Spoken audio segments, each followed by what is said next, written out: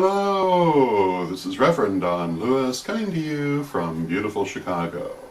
And today our question comes to us from Veritaso, who would like me to speak to Wiccan ideas about sin. And Veritaso further would like me to talk to the idea of forgiveness versus karma.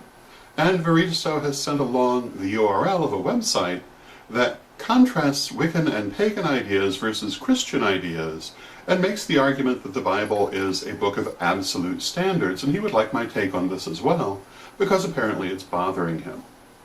And to begin with, in Wicca, and of course I'm speaking primarily for my own tradition in this because the traditions do vary, but generally speaking we do not have the concept of sin in Wicca. This is often misunderstood by people who think it means we have no ideas of right and wrong, or of good and bad behavior. However, sin is actually a much more specific term than this. In Wicca, and again I speak primarily for my tradition, we generally regard our ideas of right and wrong as coming from common practice and the social contract that we all live by in society, rather than through divine revelation. And we've talked in other vlogs about the difference between our limited human perspective and the divine perspective, and how, for example, ideas of divine justice can be rather different from ideas of human justice. So I'm not going to go back through all of that, except to say that there can be a difference, and that when it comes to the rules we live by, we really have to base them on how we understand our world based on where we are. Consequently, they develop and grow along with society, and what society today considers to be right and proper can sometimes be drastically different from what it was just a few generations ago.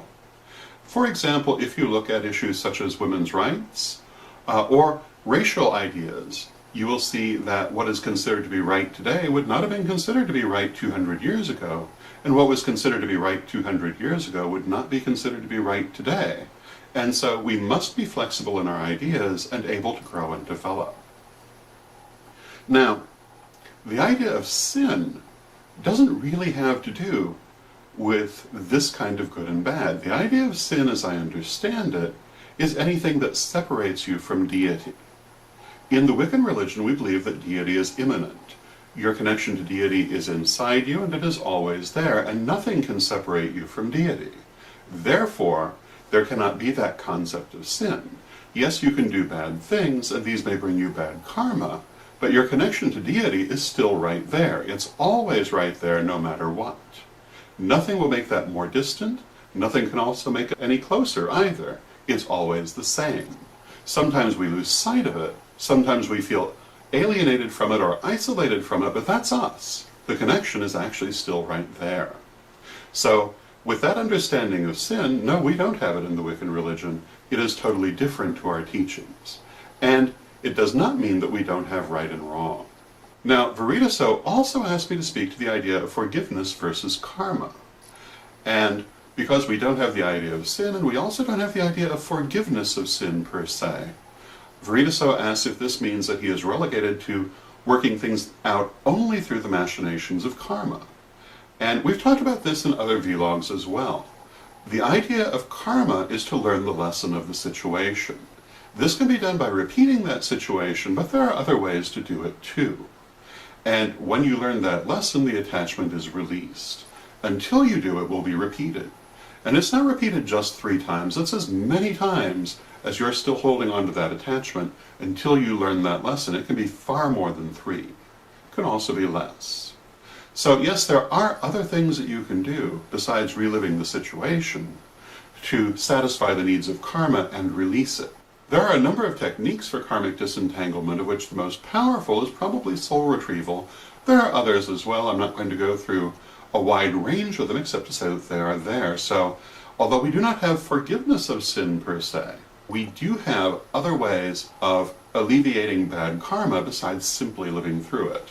Although for most people, they will live through it until they learn the lesson. Now to the final part of Veritaso's question, that website talking about the absolute nature of Christian morality, I would have to say that this really is not the case at all. And this website makes the point of Wiccan and pagan morality being extremely variable and fixed only on what the individual thinks and wants at that moment, and biblical morality being absolute and unchanging. Well, if you look at the Bible, that's not really what you see. a lot of the things that are stated in the Bible as being desirable would be utterly rejected by Christians today. For example, the Bible is absolutely a pro-slavery document. It is absolutely and unquestionably a pro-polygamy document. And it's also a pro-animal sacrifice document. All of these things are either allowed or even demanded in the Bible, but are absolutely not part of Christian morality today. So it's not absolute and unchanging. Though they may absolutely be being sincere in claiming that they think this, they think it only because they've not looked and really thought about the matter.